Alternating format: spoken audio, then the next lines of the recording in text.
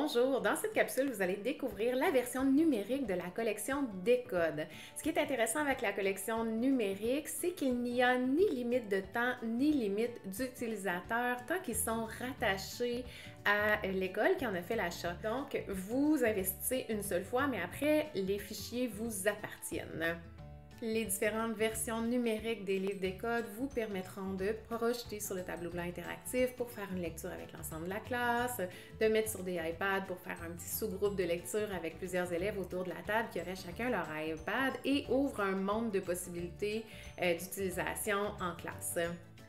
Vous allez recevoir les fichiers sur une clé USB comme celle-ci, en trois formats, EPUB, HTML et PDF. Donc, je vais définir l'utilité des formats plus tard dans la vidéo. Ce qui est important à savoir aussi, c'est que vous allez avoir deux versions des livres pour chacun des formats. La version avec aide à la lecture et la version sans aide à la lecture qui a tout simplement le texte en noir. Définissons ensemble maintenant les différents formats. On débute avec le format PDF. Pour le format PDF, vous allez avoir deux types de PDF. Donc, un PDF standard avec et sans aide à la lecture toujours. PDF standard, en fait, là, qui a une page de livre par page de PDF. Et vous avez aussi des PDF double page, donc deux pages de livre par page de PDF qui simulent en quelque sorte un livre ouvert. Le format EPUB est surtout pensé pour les tablettes. Vous avez encore une fois les deux versions avec et sans aide à la lecture. Finalement, la version HTML fournit une page d'accueil avec une table des matières. Les livres peuvent être ajoutés sur le réseau de l'école, ils vont ouvrir dans le navigateur aussi, ou ils peuvent être aussi déposés sur l'ordinateur des enseignants et enseignantes. Première question, est-ce que notre école peut partager les livres sur Google Drive, Dropbox, OneDrive et autres plateformes? Oui, vous pouvez partager tant que les livres demeurent dans les mains des personnes qui sont rattachées à l'école, que ce soit des enseignants, des orthophonistes, les parents aussi qui sont rattachés à l'école, les parents des élèves qui sont dans votre école.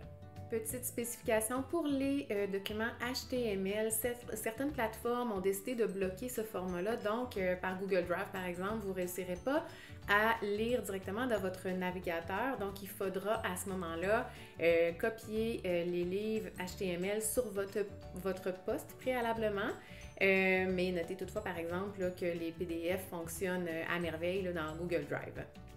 Deuxième question, comment faire pour partager les livres aux enseignants et aux enseignantes? Pour cette question, je vais vous référer au service informatique de votre école parce que d'une école à l'autre, d'un centre de service, d'un conseil scolaire à l'autre, il y a des façons de procéder qui sont différentes. Toutefois, nous avons offert plusieurs formats possibles sur la clé USB afin de pouvoir vous permettre de les partager de la façon qui vous conviendra. Troisième question, la question des droits d'auteur. Comme je l'ai dit à quelques reprises, vous pouvez partager les livres avec toutes les personnes qui sont rattachées à l'école. Donc, si vous voulez, par exemple, envoyer les livres à la maison aux parents, c'est possible. Toutefois, comme il y a des droits d'auteur à respecter, ce serait important d'aviser les parents qu'ils ne peuvent pas partager les livres à d'autres personnes et idéalement, s'ils les téléchargent, ils devraient les détruire après utilisation.